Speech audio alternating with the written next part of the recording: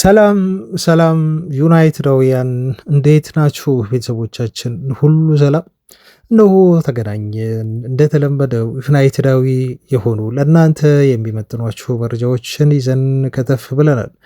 በዛሬ ዜናችን ላይ የምናየላችሁ መረጃዎች የሚሆኑት ለምሳሌ አንደኛው 6 ተጫዋቾች ከዩናይትድ መልቀቃቸውን በይፋ ክለቡ አረጋግጧል። አንዳንዶቹ አስገራሚ ናቸው። ብቻ እነኚህ ተጫዋቾች ማን ናቸው?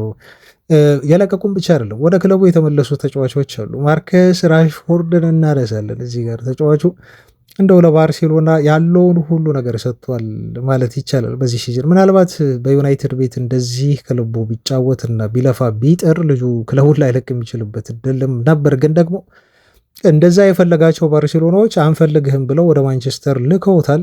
ተጫዋቹ ወዲያው ነው ከኢንስታግራም ገጹ ላይ ባዮ ላይ ባርሴሎና የሚለውን ስም ወዲያው ነው ያጠፋው ማርከስ ራሽፎርድ እና በቃ ፍጥነቱ ሁሉ ይገርማቸዋል። ወደ ዩናይትድ እንደመለሱት የሚያረጋግጥ ደብዳቤ ከላኩ በኋላ ማርከስ ራሽፎርድ የተበሳጨ መስሏል። ለማንኛውም የዚህ ተጫዋች ዕጣ ፈንታና ዩናይትድ በየትኞቹ ተጫዋቾች ሊተካው ነው ለሚለው ስካይ ስፖርት ያወጣው አንድ መረጃ አለ።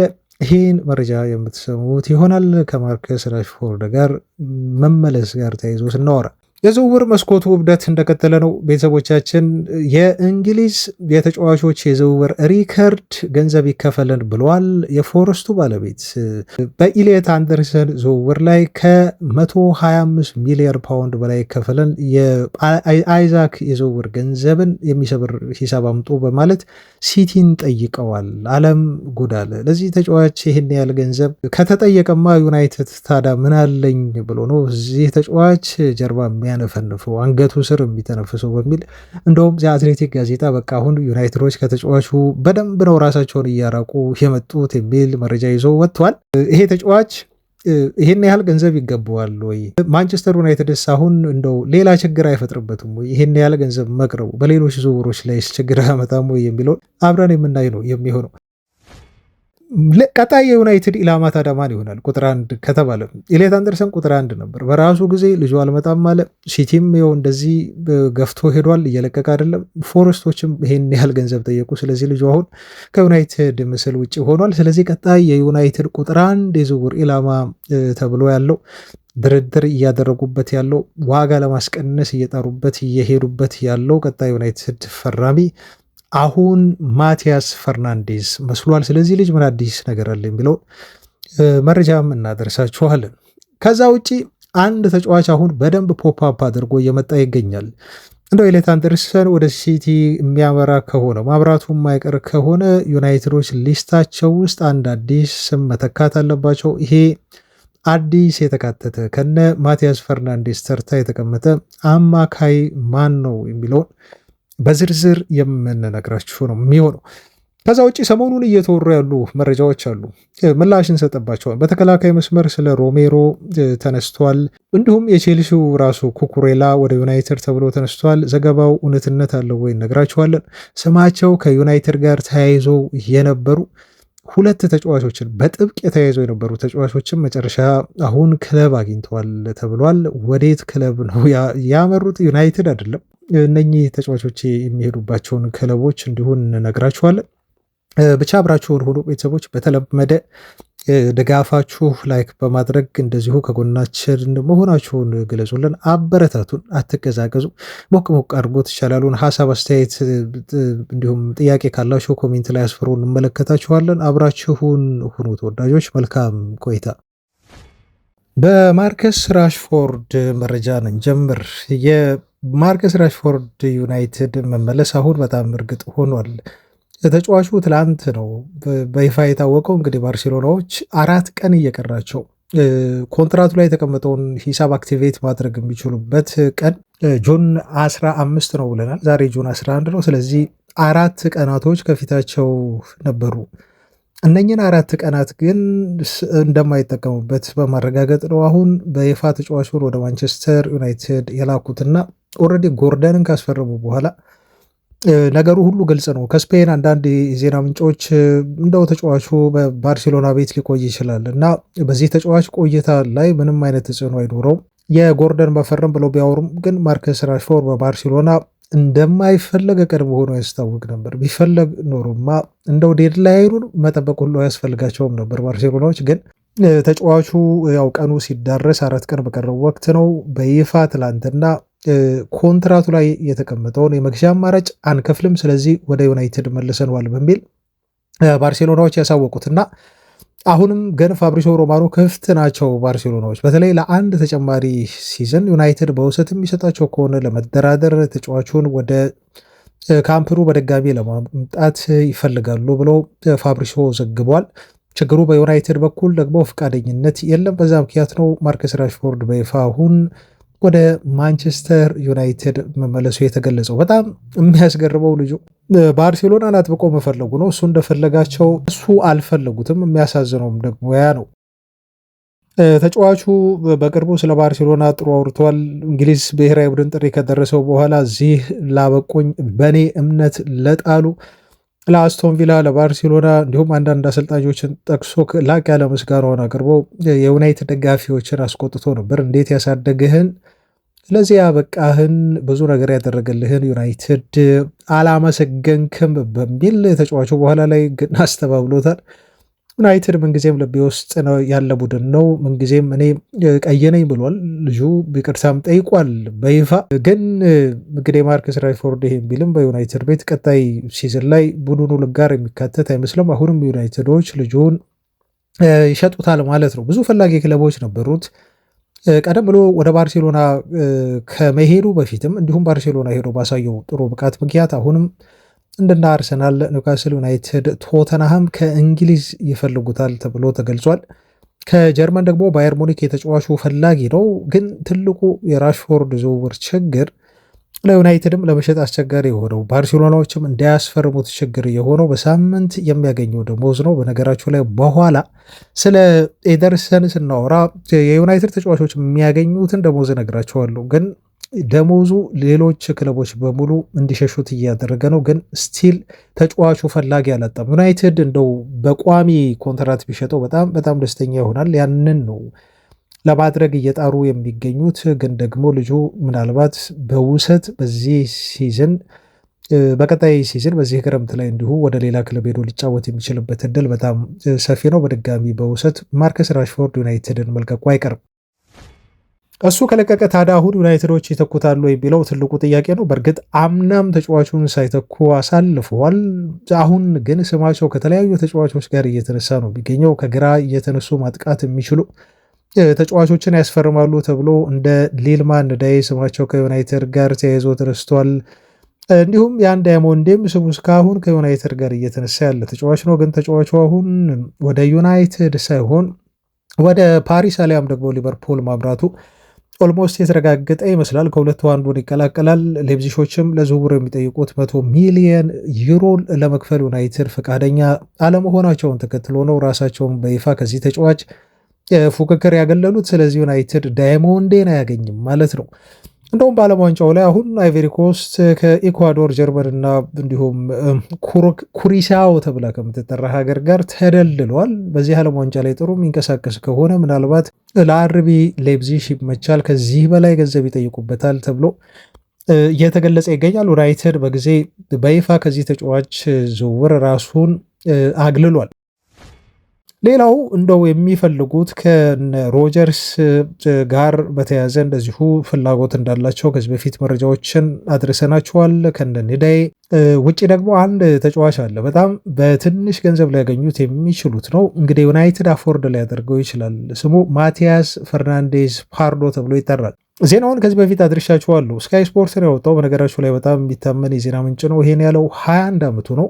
በቤልጅየም የዓለም ዋንጫ ስኳድ ውስጥ ተካቶ ወደ አሜሪካ ከብሔራዊ ቡድኑ ጋር መሄድ የቻለ ልጅ ነው።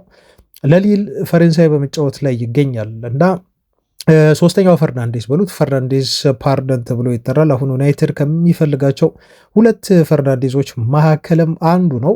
ይህ ቤልጅየማዊ ኢንተርናሽናል እንዲፈለግ ያደረገው አንዱ ትልቁ ምክንያት ቨርሲቲሊቲው ነው ተብሎ ተቀምጧል። ተጫዋቹ በክንፍ ቦታ ይጫወታል፣ በግራ ክንፍ ማለት ነው። እንዲሁም በ9 ቁጥር ያጥቂ ቦታ ላይ መጫወት ይችላል። ያለው ፍጥነት ያለው ድሪብሊንግ ችሎታና እንዲሁ ተጫዋቹ 8 ጎል እና እንዲሁ 5 አሲስት በሊግ ዋን ማድረጉ ነው ይሄ ዩናይትድን ትኩረት እንዲስብ ያደረገው። አንዳንዶች እንደውም ልጁን አዲሱ ሃዛርድ እያሉ ይጠሩታል። እና ተጫዋቹ ጥሩ ስኪል ያለው ልጅ ነው ማለት ነው። ለዛም ነው ከቤልጅየም ብሔራዊ ቡድን ጋር ወደ ዓለም ዋንጫው በ21 ዓመቱ ማምራት የቻለው። በዛ ላይ ደግሞ ዩናይትድ 30 ሚሊዮን ዩሮ ካወጣ ልጁን ሊያገኘው ይችላል መባሉ ነው ዝውውሩን አትራክቲቭ ያደረገው ለነሱ ተብሎ ተገልጿል። ግን ማንቸስተር ሲቲ፣ ቦሩሲያ ዶርትመንድ እና ባርሴሎናም የተጫዋቹ ፈላጊ እንደሆኑ ነው የተዘገበው። ስለዚህ ዩናይትድ ማርከስ ራሽፎርድን ለቆ ምናልባት በዚህ ተጫዋች ሊተካው ይችላል። ዘገባው የስካይ ስፖርት ነው። ወደ ትልቁ ዜና እንለፍ።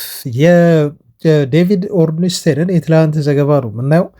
ከኢሊየት አንደርሰን ጋር በተያያዘ የወጣውን መረጃ ነው አሁን ለመመልከት ጥረት የምናደርገው ቤተሰቦቻችን። ስለዚህ ተጫዋች ያለውን ነገር እንደው ተናግረን ተጫዋቹ አሁን ትላንት ስንሰማ የነበረው ዩናይትድ ዝውውር ውስጥ እንደገባ ምናልባት ደሞዙን ሁሉ ሲቲ ያቀረቡለትን ማች ሊያደርጉ እንደሚችሉ ብዙ ነገሮችን ስንሰማ ነበር። ራትክሊፍ ለተጫዋቹ እንደው ቶታል ፓኬጅ ከሲቲ የቀረበውን ሁሉ ማች ለማድረግ አስፈላጊ ከሆነም ለማሻሻል ሁሉ ዝግጁ እንደነበሩ ሲነገር ከቆየ በኋላ ነው እንግዲህ ማታ አሁን በብሬኪንግ ይህን ዜና የሰማ ነው ማለት ነው። በጣም የሚያስገርም ነው ቤተሰቦቻችን።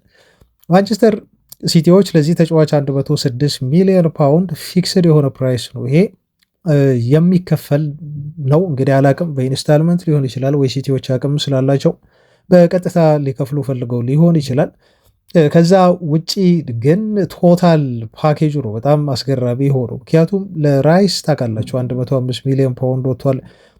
ለካሴዶ 115 ሚሊዮን ፓውንድ ወጥቷል። ብዙ የሚያስደነግጥ አይደለም ይሄ 106 ሚሊዮን ፓውንድ ሲባል። ግን በአዶንስ መልክ ደግሞ ያቀረቡት ገንዘብ ወደ 15 ሚሊዮን ፓውንድ ሂሳብ ነበር። አዶንሱ ትንሽ በጣም በዛ ብሏል። ያልተለመደ ገንዘብ ነው። ምናልባት ሌሎች ክለቦች ለአንድን ተጫዋች ለማስፈረም የሚከፍሉት ገንዘብ በሉት እና ይህንን ገንዘብ ነው እንግዲህ በጣም የሚያስገርመው የኖቲንግሃም ፎረስቱ ሰው ውድቅ ያደረጉትና እንደውም አሉ እነሱ በእንግሊዝ ምድር ከተከፈሉ የዝውውር ገንዘቦች መካከል ትልቁን ሪከርዱን ገንዘብ ነው የምንፈልገው የሚል አቋም ያዙ ነው የተባሉ። በጣም ነው የሚያስገርባችሁ። እንግዲህ አሁን አሌክሳንደር አይዛክ ባለፈው ክረምት ላይ ታስታውሳላችሁ ከኒውካስል እንደዛ ጦርነት በሉት በሆነ ሁኔታ ነው እንግዲህ የተዘዋወረው። ከባድ የሆነ ፍጥጫ ነበር በተጫዋቹ በኒውካስል መካከል እስከ አመፅ ድረስ የደረሰ ማለት ነው። እንደውም ሕግ ቦታ እስከ መውሰድ ምናምን ነገር በከፍተኛ ትግል ነው ያስፈርሙት ሊቨርፑሎች ታውቃላችሁ። ግን ደግሞ የእግር ኳስ ነገር እንግዲህ እንግሊዝን ፕሪሚየር ሊግ ሪከርድ ሰብራችሁ በ125 ሚሊዮን ፓውንድ ያስፈረባችሁት ገንዘብ አብዛኛውን የሲዝኑን ጊዜያት በጉዳት ምክንያት ሳያገለግላችሁ ሲቀር ጎል ያመርትልኛል እና የፕሪሚየር ሊግ እና ሻምፒዮንስ ሊግን አነሳበታለሁ ብላችሁ የፈጸማችሁት ዝውውር እንደው በጣት የሚቆጠሩ አይነት ጨዋታዎችን አድርጎ ሲዝኑን ሲያጠናቀቅ በጣት የሚቆጠሩ ጎሎችን ብቻ ሲያስቆጥር እንግዲህ አያድርስ ነው ቤተሰቦቻችን። እና ሊቨርፑሎች እዚህ ተጫዋች ላይ የገቡበት ኪሳራ እንደው የፍሎራን ዊትዝን ስንጨምር ማለት ነው የሁለቱ ተጫዋቾች ብቻ የድምር ዋጋ እስከ 250 ሚሊዮን ፓውንድ ነው የሚደርሰው። ፎረስቶች የፈለጉት ይሄ ገንዘብ ይከፈለን ነው። ይሄን ገንዘብ በራሱ ስበር እያሉ ነው ሲቲን እየጠየቁ የሚገኙት ማለት ነው። 125 ሚሊዮን ፓውንድ ፕላስ ገንዘብ ነው የጠየቋቸው ማለት ነው። ይሄም ማለት ፊክስር ነው ቤተሰቦቻችን። ስለዚህ አዶንስ አይደለም በቀጥታ እንግሊዝን የዝውውር ሪከርድ የሚሰብር ሂሳብ እንፈልጋለን የሚል ምላሽ ሰጥቷቸው ተብሎ ተገልጿል። አሁን ሲቲዎች የመጀመሪያ ዙር ጥያቄ ቀረበ፣ እምቢ ተባሉ። ሁለተኛውን ደግሞ እንደው በጣም አስደንግጠዋል። ይሄን ያህል ሂሳብ አቀረቡ። አንዳንድ የሲቲ ደጋፊዎች ሁሉ ሳይቀር ነው ምን ስለሆነ ነው ይሄ ገንዘብ የሚወጣው መውጣት የለበትም ለዚህ ልጅ ብለው ከወዲሁ ተቃውሞ ሲያሰሙ ማህበራዊ ድረገጽ ላይ የተመለከትኩትና አሁን በሶስተኛ ዙር ጥያቄ ይመጣሉ የሚለው ትልቁ ነገር ታውቃላችሁ። ፎረስቶች ብዙ ጊዜ ለተጫዋቾች ዋጋ ያወጣሉ። ለነኛ ተጫዋቾች ገንዘብ ካልተከፈላቸው ተጫዋቾችን አይለቁም ወይም አይሸጡም። ስለዚህ ሲቲዎች ካላሻሻሉ በስተቀር የሚፈልጉትን ሪከርድ የዝውውር ገንዘብ ያውም በአዶንስ መልክ እንደው መስማት ሁሉ አንፈልግም ነው ያሉት። አዶንስ አንፈልግም፣ በቀጥታ የሚከፈል ፊክስድ ፕራይስ ብቻ ነው የምንፈልገው የሚል ጥያቄ ለሲቲ ያቀረቡ ተብሎ ተገለጸ እና በዚህ መልኩ የኢሊየት አንደርሰን ዝውውር ዩናይትድን እንደው በ100% ወጥቷል ከዚህ ተጫዋች ፉክክር ብለን በድፍረት ባንናገርም ግን እንደዛ አትሌቲክ ዘገባ ከሆነ ማንቸስተር ዩናይትድ አሁን ኦፊሻሊ ከዚህ ተጫዋች ፉክክር የወጣ ይመስላል። ለምን ወጣ ለሚለው እንግዲህ ምላሹን እናንተ ታውቁታላችሁ ቤተሰቦቻችን። ለዚህ ተጫዋች አትሊስት ዩናይትድ ሲቲን ለማሸነፍ 130 ማቅረብ ይኖርበታል ማለት ነው። ወይም ደግሞ እነሱም ቢፈልጉትን 126 ወይ ከዛ በላይ ገንዘብ ማቅረብ አለበት፣ ከ125 ሚሊዮን ፓውንድ በላይ።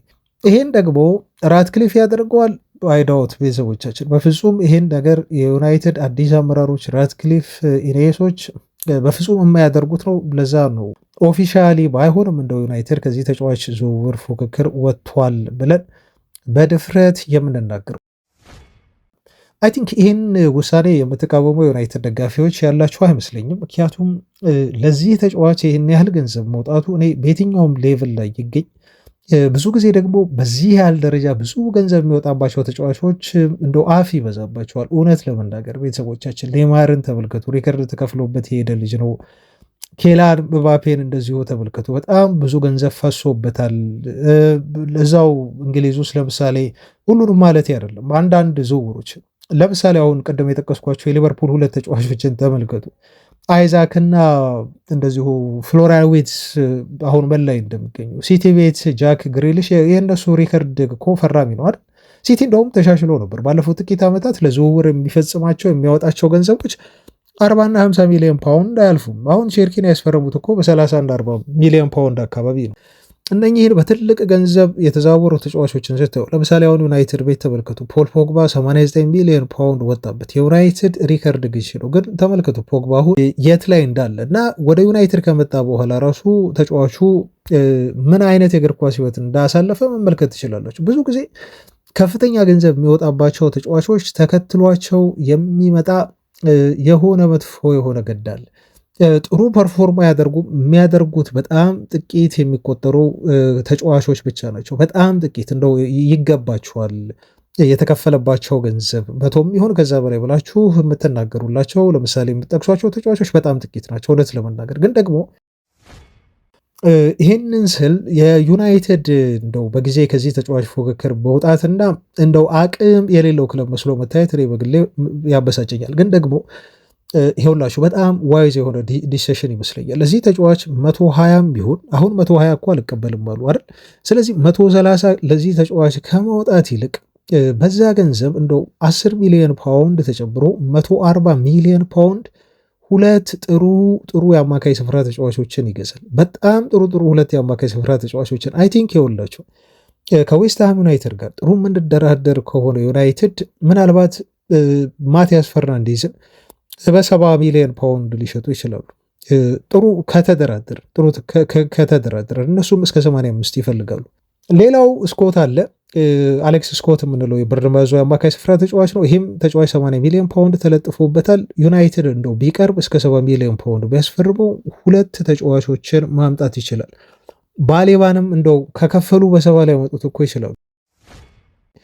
ኦሪላይን ሸዋቤኒን በሰባ ላይ ያመጡት ይችላሉ። ቤተሰቦቻችን አሁን ይሄን ስም ከጠቀስኩላቸው ተጫዋቾች መካከል ማቲያስ ፈርናንዴስ፣ አሌክስ ስኮት፣ ካርሎስ ባሌባ እንዲሁም ኦሪላይን ሸዋቤኒን ከአራቱ ሁለቱን የሚያመጣ ገንዘብ ነው ለኢሌት አንደርሰን እየተጠየቀ የሚገኘው ማለት ነው። እና ዩናይትድ ለዚህ ተጫዋች ያን ያህል ገንዘብ አውጥቶ ደግሞ ሌላ ሶስተኛ አማካይ ማስፈረም አይችልም፣ ይከብደዋል እውነት ለመናገር ቤተሰቦቻችን። እና አሁን ከዚህ ተጫዋች ዝውውር ፉክክር ዩናይትድ እንደወጣ መነገሩ የምጠብቀው ነው ቤተሰቦች፣ የምጠብቀው ነው። ግን ስቲል ዝውውሩ እስካላለቀ ድረስ ደግሞ ይሄ ተጫዋች ወደ ዩናይትድ አይመጣም ብሎ መናገርም እዚህ ጋር አግባብ አይመስለኝም። ግን ደግሞ በዝውውር እንደው የማይሆን የማይፈጠር ነገር የለም። ቤተሰቦቻችን ቢሆን አብረን ብናይ ነው የተሻለ የሚሆነው። ኖቲንግሃም ፎረስቶች እየተባለ እንዳለው ከሆነ በኮንፊደንስ ሲቲዎችን ጨምሩ እያሉ ያሉት አይ ቲንክ ይመስለኛል ዩናይትድ የሆነ ማረጋገጫ ሰጥቷቸዋል። እንደው ሲቲዎች ለመክፈል ያሰቡትን የመጨረሻ ገንዘብ አሳውቁን አይነት ነገር አሳውቁን ለኛ፣ ስለዚህ እኛም አስፈላጊ ከሆነ የምንችል አቅማችን ከሆነ ልንከፍል እንችላለን የሚል አይነት ነገር ነው ዩናይትዶች ያሳወቋቸው የሚመስለኝ ማለት ነው እንጂ ይህን ያህል ገንዘብ ቀርቦላቸው ፎረስቶች ተጫዋቹን እምቢ የሚሉበት ምክንያት እኔ በግሌ አይታየኝም። ልጁ ያለው ስታት በጣም ምርጥ ነው። ከዚህ በፊት አውርተንበታል። ምናልባት ዛሬም የተወሰነ ነገር ልል እችላለሁ ግን 130 እንግሊዛዊ ለሆነ ተጫዋች እንደው እንግሊዛዊ ለሆነ ተጫዋች ብዬ ማለት እንኳን አልችልም። ቤተሰቦች ትንሽ ለእንግሊዛውያን ተጫዋቾች ክብር መንሳት ይመስላል። ግን ደግሞ ስቲል 1 ዓመት ነው ያየነው ልጁን። ምናልባት 2 ወይ 3 ዓመት በዛ ብቃት በተከታታይ ተጫውቶ ቢሆን ኖሮ ምናልባት ይገባዋል ልንል እንችላለን። ግን አጠቃላይ ደግሞ እኔ ይሄ ዝውውር ማርኬቱ ኢንፍሌሽን ያመጣው ችግርም ይመስለኛል። ተጫዋቾች ፊክስድ የሆነው በቃ 80 እኮ ተባለ። ዝም ብሎ አንድ ክለብ ይመጣል፣ የሆነ ተጫዋች ይፈልጋል፣ 80 ይላሉ። በተለይ ዩናይትድ ካለበት ወይ ሲቲ ካለበት የሚለጠፈው የዝውውር ገንዘብ በጣም በጣም የሚያስገርም ነው ቤተሰቦቻችን፣ እና ያስደነግጣል። ልክ አሁን እንደው ሀገራችን ውስጥ በአንዳንድ ንግዶች ወይ አንዳንድ ሸቀጣሸቀጦች ላይ የሚፈጸም አይነት አስደንጋጭ የሆነ የዋጋ ግሽበት ነው እንግሊዝ ውስጥ የተፈጠረው። እንግሊዝ ውስጥ በተለይ እንግሊዝ ውስጥ ኦፍኮርስ እንግሊዝ ውስጥ ብዬ ብል ይሻላል። ምክንያቱም ሌሎች ሊጎች ላይ ይህን ያህል ገንዘብ የሚጠየቅባቸው ተጫዋቾች ብዙ የሉም እንደ ኤክሰፕሽናል ካልሆኑ በስተቀር ማለት ነው። ለምሳሌ እንደነ ኦሊሴ ወይ ደግሞ እንደነ ጁሊያን አልቫሬስ ካልሆኑ በስተቀር ይህን ያህል ዋጋ የተጫዋቾች ዝውውር ገንዘብ ኢንፍሌት ያደረገበት ሊግ እንደ እንግሊዝ ነው አይቼ አላቅም። እና በጣም ነው የሚያስገርሙ ቤተሰቦቻችን፣ በጣም ያስገርማል። እንደው እውነት ለመናገር የዩናይትድ ዳታ ዲፓርትመንት በጣም ጥሩ ነው።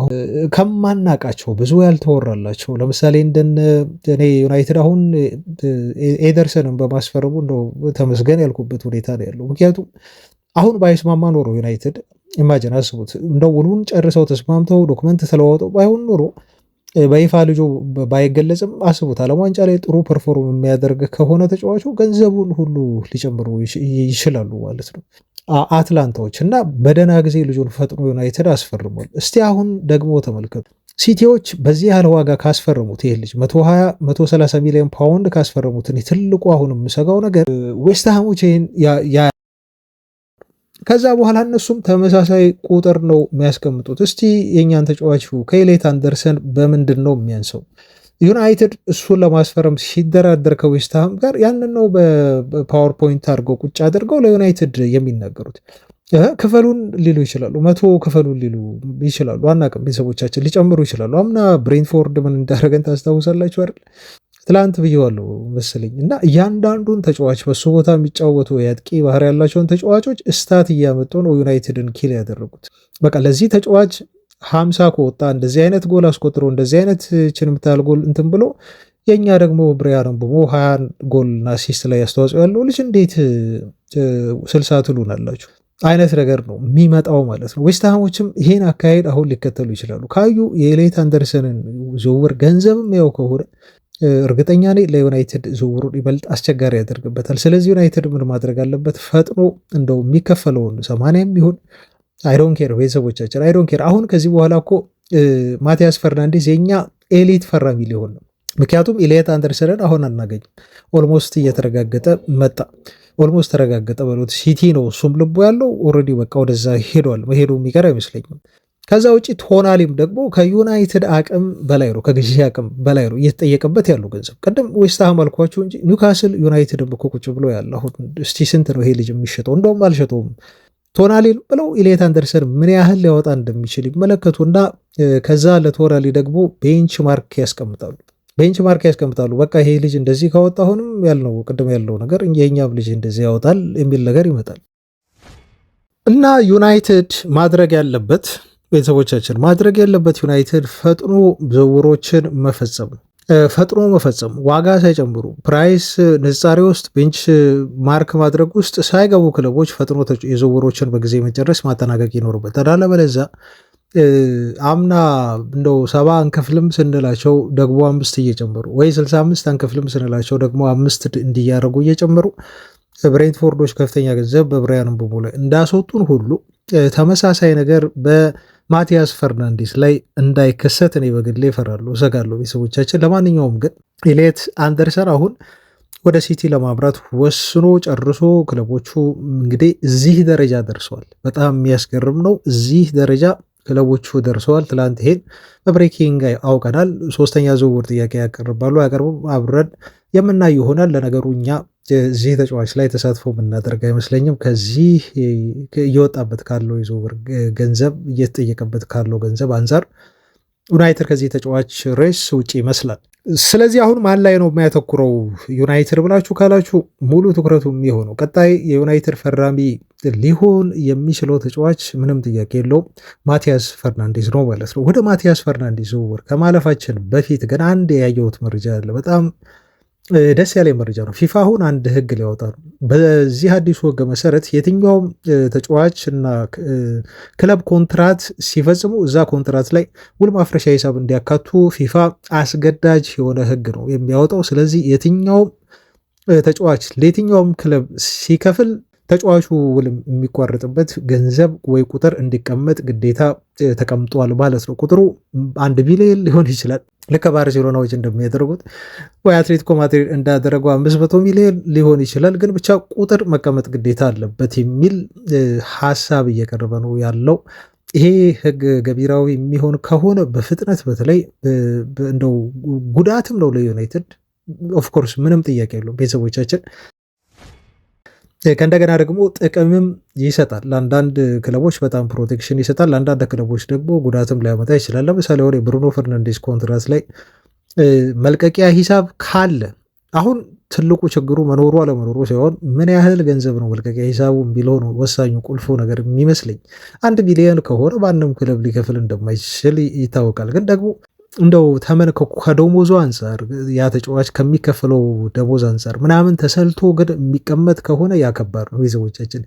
እንደው በደንብ የሚሰላበት ሜካኒዝም ካለ እንጂ ክለቡ ዝም ብሎ ስለፈለገ ብቻ 1 ቢሊየን የውል ማፍረሻ ሂሳብ የሚል ከሆነ መልሶ አሰረው እኮ ማለት ነው ያንን ተጫዋች እና የህጉም ጠቀሜታው አይገባኝም። እኔ በግሌ ነው የምላቸው ቤተሰቦች። ለምሳሌ አሁን ፊፋ ቁጥር አስቀምጠዋል። እሺ ያሉ ክለቦች ወይ ተጫዋቾች ተስማምተው ተጫዋቹም ተስማምቶ አሁን 1 ቢሊዮን ፓውንድ የውል ማፍረሻ ብሎ የሚያካትት ከሆነ ኦልሬዲ በቃ አትለቁኝም አስራችሁኛል ብሎ አምኖ እንደመቀበል ብዬ ነው እኔ በግሌ የምወስደው። ስለዚህ ምን ይመጣል አሁን እርግጠኛ ነኝ የኮንትራቱ ርቀት የ5 ዓመት ይሁን ወይ 10 ዓመት ይሁን ይቀመጣል። ከዛ የሚያገኘው ደሞዝ አለ። ከዛ የሚያሰሉት እንደው እነሱ የሚጨማምሩት ነገር ላይ ጨማምረው በቃ የተጫዋቹ ፊክስድ የሆነ መልቀቂያ ዋጋ ይሄ መሆን አለበት ተብሎ ሊጻፍ ይችላል ማለት ነው ብዬ ነው እኔ በግል የምገምተው እንጂ ክለቦች በዘፈቀደ 100 ቢሊዮን ፓውንድ እዛ ጋር መጻፍ የሚችሉ አይመስለኝም። ለማንኛውም ህጉ ገቢራዊ ሲሆን አብረን የምናየው ይሆናል። ይሄን ያነሳሁት እንደው ከማቲያስ ፈርናንዴዝ ዝውውር ጋር በተያዘ እንደው ውል ማፍረሻ ሂሳብ ስለሌለው ነው። ቢኖረውማ ዩናይትድም እንዲሁ አይቸገርም ነበር። ብዙ ጊዜ ተጫዋቾች አሁን ውል ማፍረሻ ሂሳብ ሲያስቀምጡ ሜቢ 80 ወይ 70 ሊሄዱ ይችላሉ። አብዛኞቹ ተጫዋቾች በተለይ በፖርቹጋል የሚጫወቱ ተጫዋቾች ከ80 ድረስ ውል ማፍረሻ ሂሳብ 80 ሚሊዮን ዩሮ አላቸው። ኤክሴፕሽናል የሆኑ ተጫዋቾች ደግሞ ከዛም በላይ እስከ 500 ሊሄድ ይችላል።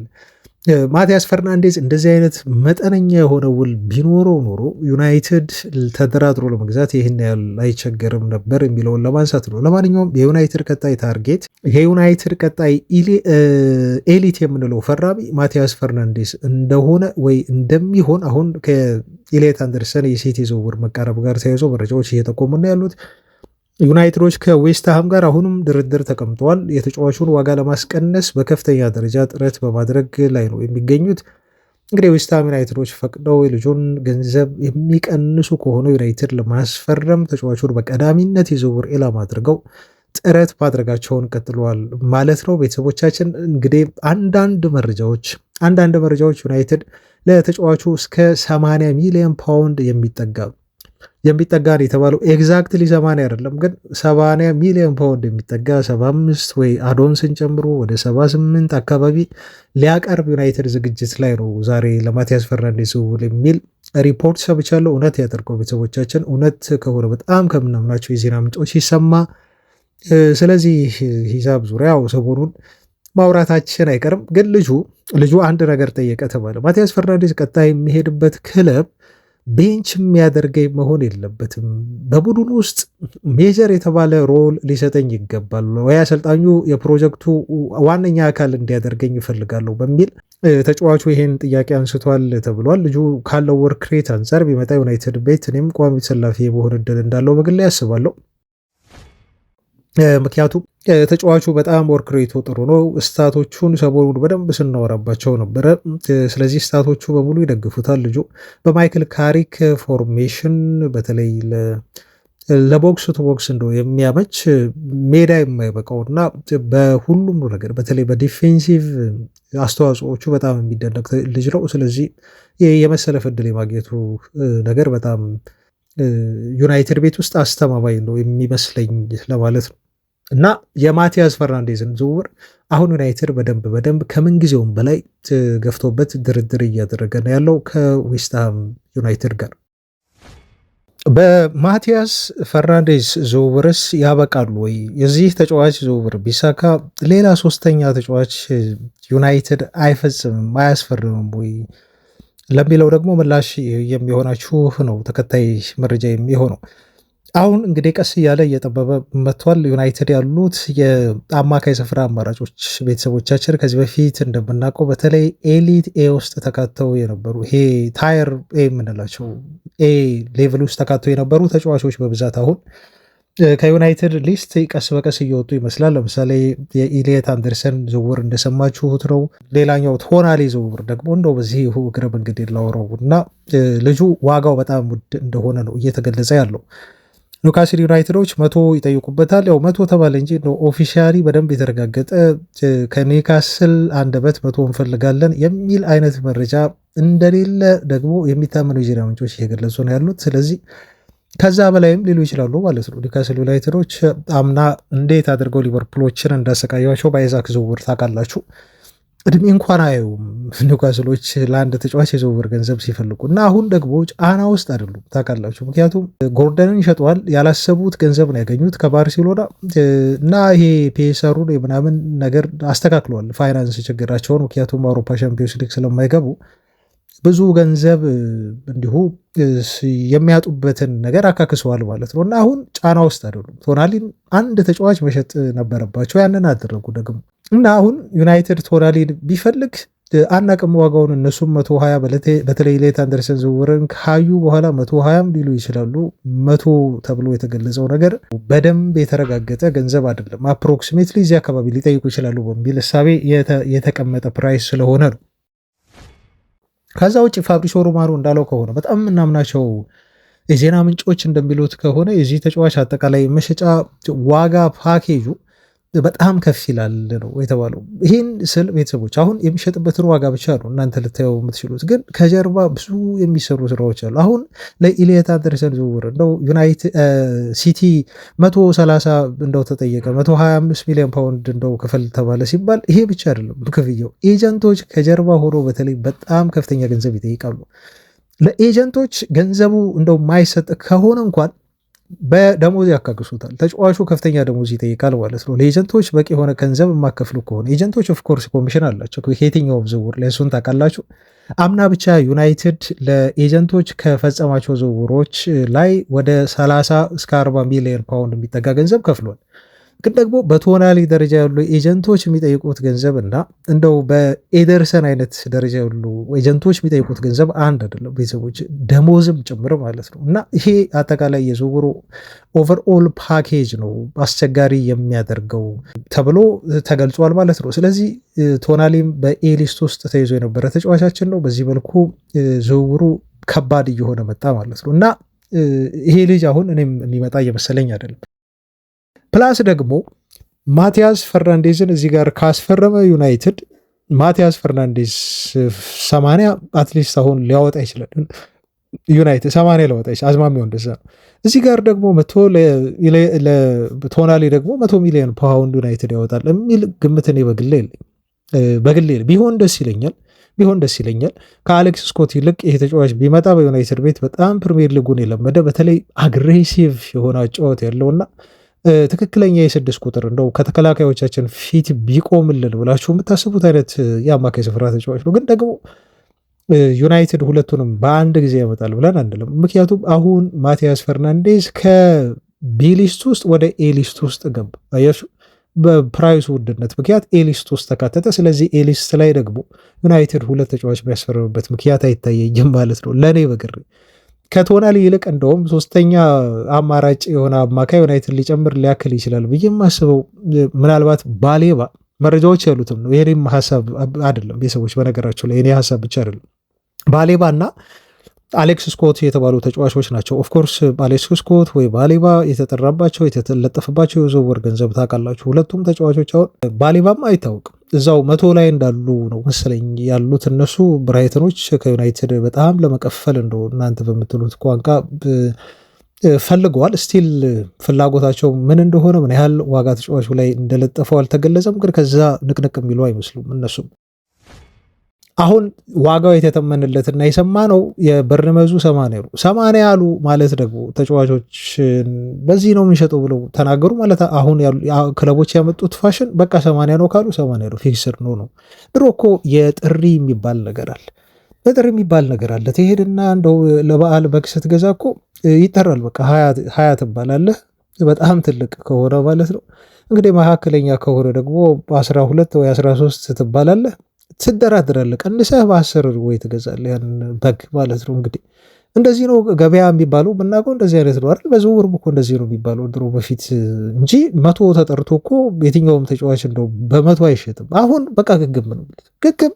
ያን ገንዘብ ካልከፈላችሁ እንደውም ደበረህ ይሉና እንደውም አዶንስ አልፈልግም ይሉሃል። አዶንስ አንፈልግም ይሄን ገንዘብ ልክ እነ ኖቲንግሃም ፎረስቶች ኤሊዮት አንደርሰን ሲቲ ላይ እንዳሉት ማለት ነው በጥሬው ትከፍላታለህ 126 ሚሊዮን ፓውንድ በቃ አሁን ቁጭ ታደርጋለህ። አዶንስ ደብሮናል፣ አዶንስ አንፈልግም ይለዋል። ይኸው ፎረስቶች እያሉ ነው። ሰውየውን ታውቃላችሁ፣ ባለቤቱ በጣም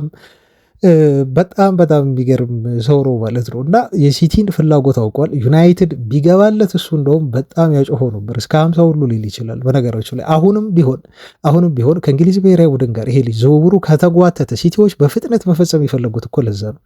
በፍጥነት መፈጸም የፈለጉት ዓለም ዋንጫ ላይ ልጁ በጣም ፖፕአፕ ቢያደርግ ይሄ ማን ነው ስሙ የፎረስቱ ባለቤት ስሙ ጠፋብኝ። ቤት ስሙ ከዛ በላይ ይጠይቃል ገንዘብ ይጠይቃል። በደንብ ነው የሚጠይቀው።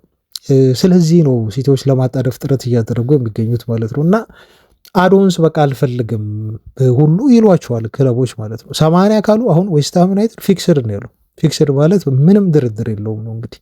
ከዛ ደግሞ ዩናይትድ እስቲ አዶንስን ጨምሬ 65 ሲደመር 15 ልስጣችሁ በአጠቃላይ 80 ማለት ነው አይደል ካለ አሁን በቃ የምን አዶንስ ነው ብለውም አዶንስ አንፈልግም እነሱም ሊሉ ይችላሉ። 80 ያለን 80 ክፍሉ ሊሉ ይችላሉ። ኢንስታልመንቱን ደግቧል የሚያጣላ ነገር። ኢንስታልመንት በ3 አንፈልግም እኛ በ2 ክፍያ ክፈሉን፣ አሁን ግማሽ ስጡን፣ ቀጣይ ላይ ግማሽ ስጡን ሊሉ ይችላሉ ከደበራቸው። ዩናይትድ ደግሞ 4 እንክፈል ባካችሁ ገንዘብ የለንም፣ ለዛ ማካካሻ የሚሆን እንደው 500,000 የአሜሪካ ዶላር ወይ ፓውንድ እንጨምርላችኋለን ማካካሻ ካራዘሙት አይቀር ደግሞ ያው ማካካሻ በየ6 ወር ነው ኢንስታልመንት የሚፈጸመው። ስለዚህ በ4 ቆራርጠን እንክፈላችሁ ብለው ደግሞ ይሄም ሌላ ድርድር።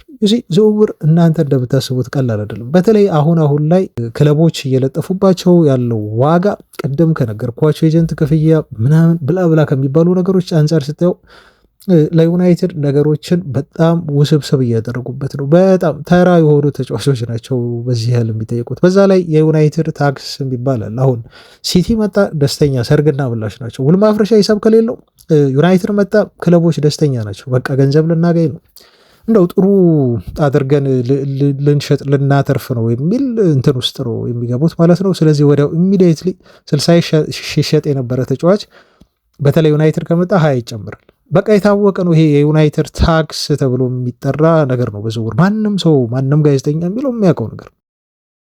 ስለዚህ ነው እኔ በኤደርሰን ዝውውር በጣም ደስ ያለኝ በጊዜ በመፈጸሙ እንጂ ትንሽ ቢቆይ ኖሮ ይሄንንም ተጫዋች እንበላ ነበር የሚለውን ለመናገር ነው። ለማንኛውም ዩናይትድ አሁን ትኩረቱ የሚሆነው ካታጎሪ ቢ ውስጥ ያሉ ተጫዋቾች የበርንመዙ አሌክስ ስኮት፣ ያው ማቲያስ ፈርናንዴዝ ዋናው ነው የሚፈልገው ትልቁ ፈራሚ ነው። ከዛ ውጪ ባሉ ቦታዎች ላይ ደግሞ ባሌባ አይታወቅም። ዋጋው ካነሰ ነው የምላችሁ ከቀነሰና ለመደራደር ፈቃደኛ ከሆኑ ከዛ ደግሞ ማድሪድ ቤት የሆነ ነገር ከተፈጠረ እንደው በእግር ኳስ በዝውውር መስኮት ምንም ነገር ሀፕን ያደርጋል በነገራቸው ላይ እና ማድሪዶች በአንድ የተነስተው ኢንዞ ፈርናንዴዝን ካመጡ ወይ ሮድሪን ሀሳብ ቀይሮ የሚያመጡ ከሆነ ያኔ ለሸዋሜኒ በር ይከፈታል። ዩናይትድ ያኔ ሸዋሜኒ ዝውውር ላይ ሊገባ ይችላል ማለት ነው። እና በዚህ መልኩ ነው ዩናይትድ አሁን የአማካይ ስፍራ የዝውውር ችግሮቹን ለመፍታት ጥረት እያደረገ ያለው። ከፊዚካሊቲ አንጻር ተጫዋቾቹ ካላቸው እንደው የፕሮፋይል ተመሳሳይነት አንጻር አንዳንዶች ጥያቄ ልታነሱ ትችላላችሁ፣ ወይ ደስተኛ ላትሆኑ ትችላላችሁ። ምናልባት ማቲያስ ፈርናንዴዝን ከምናመጣ እና ስኮትን ከምናመጣ ዩናይትድ ገንዘቡን አንድ ላይ ጠርቀምቀም አድርጎ ለቶናሊ ዝውውር ቢያወጣው ይሻላል የምትሉ ልትኖሩ ትችላላችሁ። ምክንያቱም ለዚህ ለአንዱ 80 ለአንዱ 70 ከምናወጣ ተደራድረን እንደው የሁለቱ ተጫዋቾች 130 ነው 100ውን ከፍለን ደግሞ በ30 ሚሊዮን ፓውንዱ ደግሞ የሆነ አማካይ ለምሳሌ ሃክኔ ተብሎ የሚጠራ የሚድስቦሮ አማካይ አለ። በጣም ጥሩ ተጫዋች ነው። የስካይ ስፖርት የሻምፒዮንሺፕ የዓመቱ ምርጥ ተጫዋች የተባለ ልጅ ነው፣ አማካይ ነው። ይህን ተጫዋች ብንጨምር ቶናሊ ላይ ይሻላል ብለው ሀሳብ የሚያነሱም ሰዎች አሉ። እና አሁን እኔ ትልቁ ነገር ምንድን ነው እንመናቸው፣ ኢኔሶችን ትረስት እናድርግ። ዳታ ጥሩ የሆነ ዳታ ዲፓርትመንት አለን በነገራችን ላይ እና ይሄ ዳታ ዲፓርትመንት ወስሮ አስቦ አውጥቶ አውርዶ የሚያወጣው ገንዘብ እና የሚያስፈርመው ተጫዋች ላይ ትረስት እኔ ሙሉ ለሙሉ አለኝ። ለምን ባለፈው ክረምት ላይ አላሰፈሩንም። ያመጧቸው ልጆች በሙሉ ውጤታማ ናቸው። ኦልሞስት ሁሉም ተጫዋቾች ማለት ይቻላል ያስፈረምናቸው ልጆች ገንዘብ አያወጡም ብዬ ማለት አልችልም። ቤተሰቦች እያወጡ ነው። ለምን ብትሉ አምና ያስፈረሟቸው ተጫዋቾች በራሱ እነ ኩኛ እነ ብሪያን ምቤሞ 60፣ 65፣ 68 እስከ 77 የመጡ ልጆች ናቸው። ቀላል ገንዘብ አይደለም።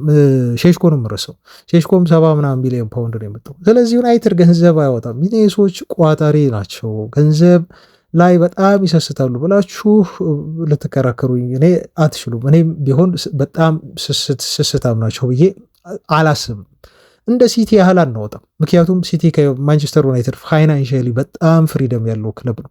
በጣም ፍሪደም። አሁን ዩናይትድ እኮ እየተቸገረ ያለው ምን እንደሆነ ታውቃላችሁ? ከዚህ በፊት የፈጸሟቸው ዝውውሮች ከዚህ በፊት አሁን ጊዜ ካለን በኋላ ዜና ደርሳችኋለሁ። ለምሳሌ ሳንቾን ሲያስፈርም የፈጸመው ስህተት ከነ ፖግባን ጨምሮ ከድሮ ጀምሮ ሲፈጽማቸው የነበሩ ስህተቶች እስካሁን ድረስ ተከፍለው ያላለቁ ይሄ የአያክሱን አንቶኒን ጨምሮ ተከፍለው ያላለቁ የኢንስታልመንት ክፍያ ያለበት ዝውውር ሲፈጸም ዝም ብሎ በ6 ዓመት ወይ በ6 ኢንስታልመንት ወይ በ3 ዓመት የሚከፈል ዝውውር ራሱ አለ። አሁን ስቲል በዩናይትድ ቤት እየተከፈለ ያለው ማለት ነው። በየአመቱ ወይ በየ6 ወሩ ያንን ገንዘብ ለክለቦች ገቢ ያደርጋሉ። ይህን ታውቃላችሁ ቤተሰቦች።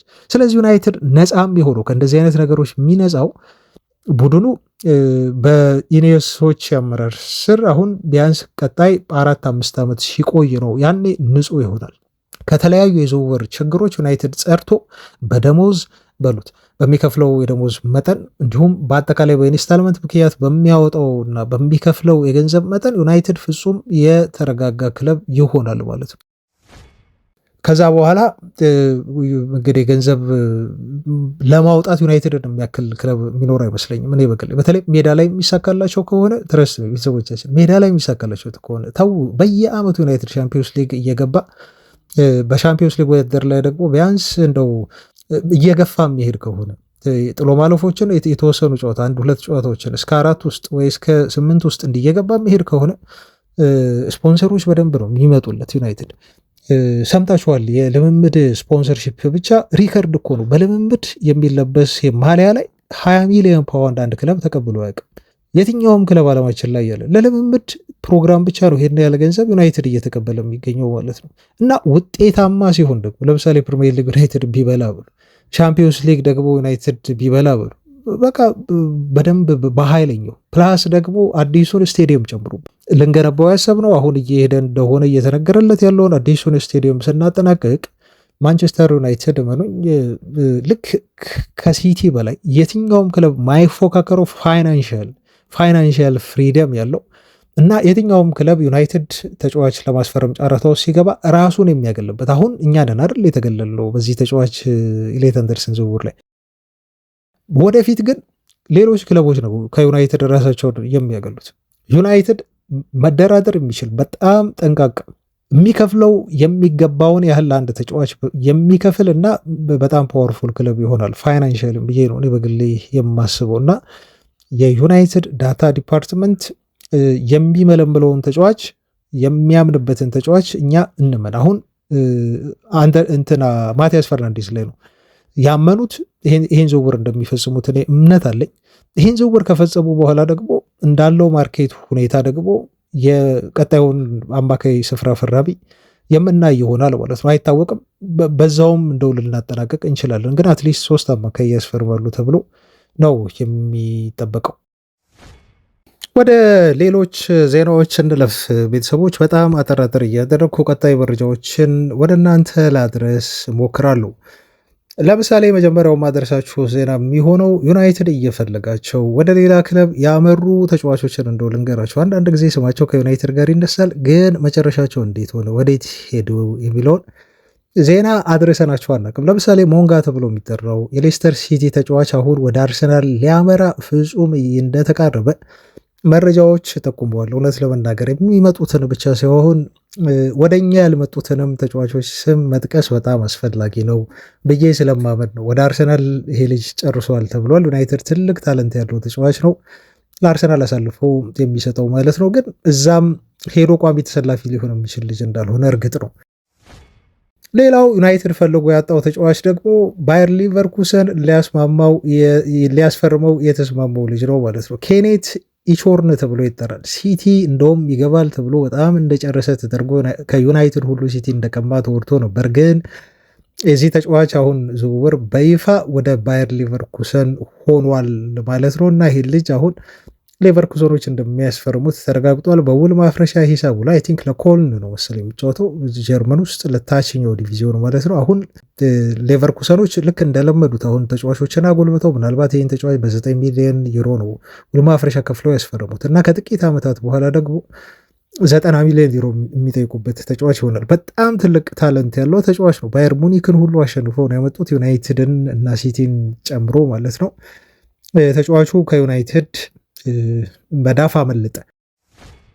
ሌላኛው ዩናይትድ ሊያጣው የተቃረበው ተጫዋች በቅርቡ ዜና ያደረስኳችሁ ናትናኤል ብራውን ተብሎ የሚጠራ ልጅ ነው። ከፍራንክፈርት አሁን ወደ ባየር ሙኒክ ለማምራት ኦልሞስት ጨርሰዋል ተብሎ ነው የተነገረው። 60 ሚሊዮን ዩሮ ይከፍላሉ ሙኒኮች ልጁን ለማስፈረም። ዩናይትድ ግን ለአንድ የግራ ተከላካይ መስመር ተጫዋች ይህን ያህል ገንዘብ አላወጣም በሚል ነው ከዝውውሩ ራሱን ያገለለው ተብሏል። ቢልድ ነው በነገራችሁ ላይ ይህን ዘገባ የሰራው እና ዩናይትድ እስከ መጨረሻው ድረስ ከተጫዋቹ ተወካዮች ጋር ሲያወራ ነበር እና ግን ባየር ሙኒኮች ጨረታ ውስጥ ሲገቡና ይህን ያህል ገንዘብ ሲያቀርቡ ግን ዩናይትድ ሰዎች መቀጠል አልፈለጉም፣ ወይ ደግሞ ባየር ሙኒክ ያቀረበውን ገንዘብ አሻሽለው ማቅረብ ስላልፈለጉ ልጁ አሁን የሙኒክ ንብረት ሊሆን ጨርሷል ተብሎ ተገልጿል። ስለዚህ ዩናይትድ ናትናኤል ብራውን የተባለውንም ተጫዋች አጥቶታል ማለት ነው።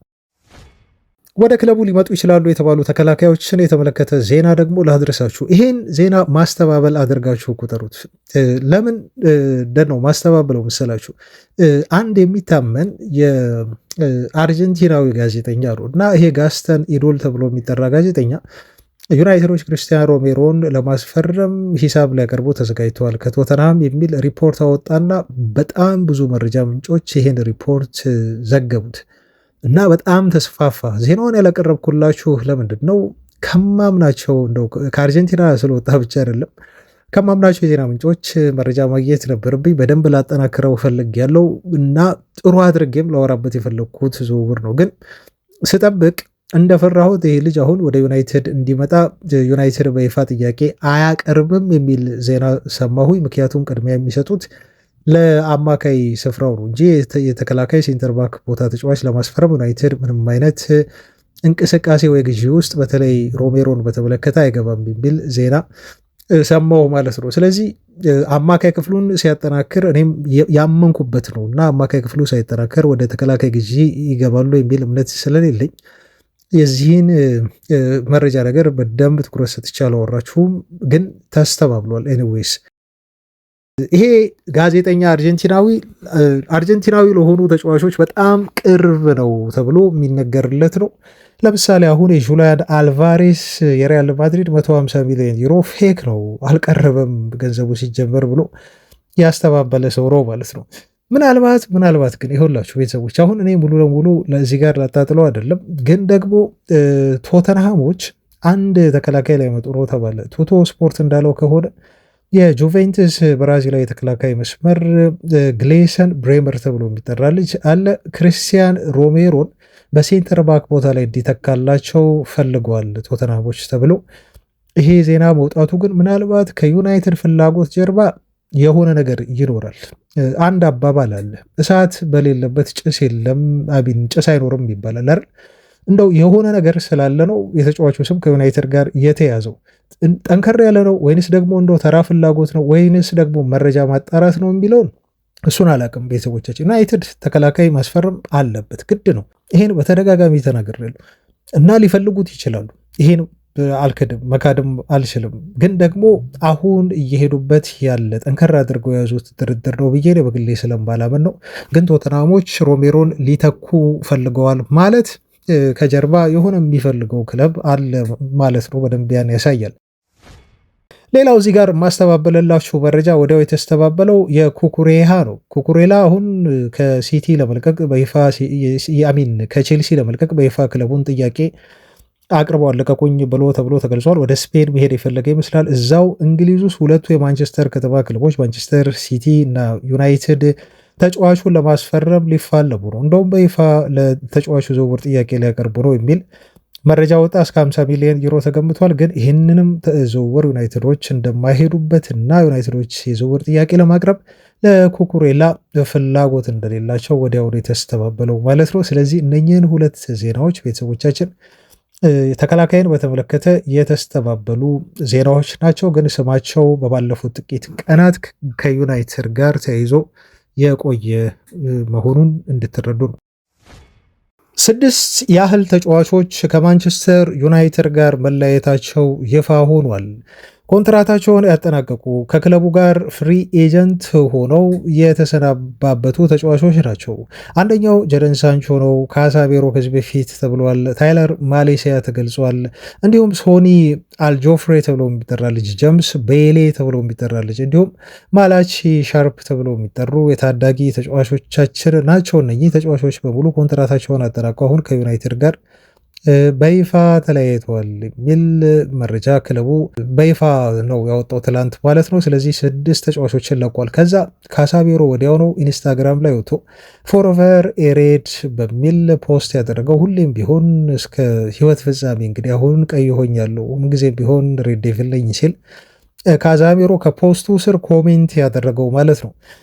የጀደን ሳንቾ ግን በጣም ያስቆጫል። ምክንያቱም ዩናይትድ ለዚህ ላይ 75 ሚሊዮን ፓውንድ ወጪ አድርጓል ከዶርትመንድ ሲያስፈርሙ። በነገራችሁ ላይ የማንቸስተር ዩናይትድ የክለቡ ሪከርድ የሆነ ፈራሚ ነው።